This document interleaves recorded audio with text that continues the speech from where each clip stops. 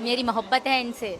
कोई समझता क्यों नहीं, जब मैं देश पार कर सकती हूँ इनके प्यार में, क्या इनकी भाषा में नहीं सीख सकती, इनका धर्म में नहीं सीख सकती? और दूसरी बात, हाँ, 3 साल हुए मेरे रिश्ते को, 2 साल हुए मैं हमारी गहराई को। 32-32 घंटे हमारी व्हाट्सएप पे कॉल चलती थी, ऐसा कोई मिनट जब तक फ़ोन ना बंद होता था हमारी कॉल कटती नहीं थी। तो सोचें, क्या हमारी मतलब मैं इनकी हिंदी नहीं सीख सकती? बिल्कुल, जब जब ये मेरी आधी भाषा सीख सकते थे तो क्या मैं इनकी भाषा नहीं सीख सकती?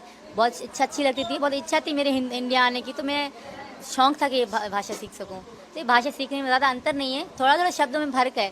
जैसे उर्दू में लफ्ज़ कहते हैं और हिंदी में शब्द कहते हैं, तो मैंने इस तरह चेंजिंग करी है। बाकी इतनी मतलब हिंदी उर्दू सेम सेम है, ज़्यादा चेंजिंग नहीं है मैं।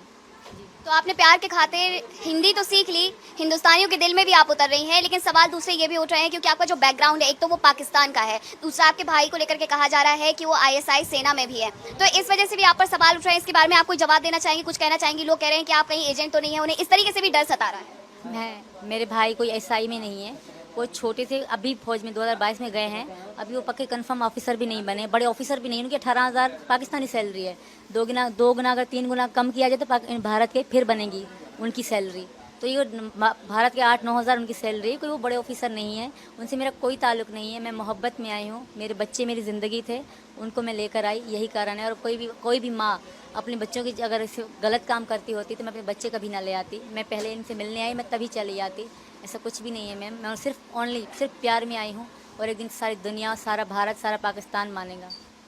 प्यार की खातिर देश को भी छोड़ दिया, लेकिन अपनों को भी कहीं ना कहीं छोड़ा है। जो आपके पूर्व पति कह सकती हूँ मैं, गुलाम हैदर, जो लगातार ये कह रहे हैं कि सीमा वापस आ जाए, बच्चे वापस आ जाए, उनसे क्या कहेंगी? उनको छोड़ने का मुझे कोई दुख नहीं है, क्योंकि उन्होंने कभी इतना प्यार नहीं दिया। बहनों को छोड़ने का दुख ज़रूर है। बहनें बहनें होती हैं, मुझे अपनी बहनें बहुत प्यारी हैं, छोटी बड़ी दोनों। और मेरी बहन को पता नहीं लड़का हुआ है कि लड़की, क्योंकि 9वां महीना वो प्रेग्नेंट थी। मैं उसके बच्ची के कपड़े तो उसको लेकर दे आई, पर वो अपनी भांजी देख ना आई। मेरी बेटियों को बहुत प्यार करती थी मेरी बहनें। तो बहनें बहनें होती हैं, उनकी याद आती रहेगी सारी ज़िंदगी। बहनों को कभी नहीं भूल सकती। बाकी पति फति की मुझे याद नहीं आती, क्योंकि मैं उनसे तंग थी, वो बहुत बुरे इंसान थे। अब अच्छा बनने का ढोंग कर रहे हैं। मैं सीमा, और ये भी हम आपसे जानना चाहते हैं, आपने कौन सी क्लास तक पढ़ाई की और आप कौन कौन सी भाषा और बोल सकते हैं? हाँ, नॉर्मल वहाँ मैं सिंध ब्रांच से हूँ, सिंधी बोली जाती है। सिंधी और सराइकी और बलोची, इन 3 भाषाओं को जानती हूँ। वो हमारे गाँव में आमतौर बोली जाती है। जी मैम, बाकी उर्दू तो सबको आती है। जी। कौन सी क्लास तक आपने पढ़ाई की? 5 तक करी है, वो भी घर में ही। सरकार की तरफ से टीचर भेजी जाती थी घरों में। बेनज़ीर भुट्टो जी जो वहाँ थी पहले, उनकी तरफ से टीचर भेजे जाते, उन्होंने मुझे पढ़ाया था, वहीं हम पढ़े थे, मैं, मेरी 2 बहनें भी।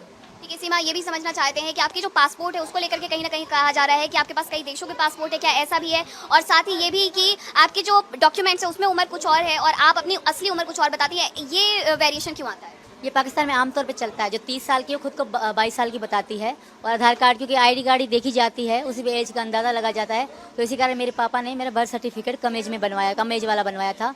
मैंने यहाँ के जो कानून वाले जो भी थे उनको दोनों एज बताई थी, सर मेरे कागजों में ये लिखी गई है, पर रियल में मैं 27 साल की हूँ।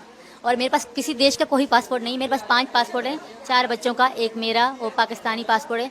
मेरे पासपोर्ट में 2 वीज़े हैं और उनमें बच्चों के में एक वीज़ा है। जी सर, धन्यवाद मैम। ठीक है सचिन।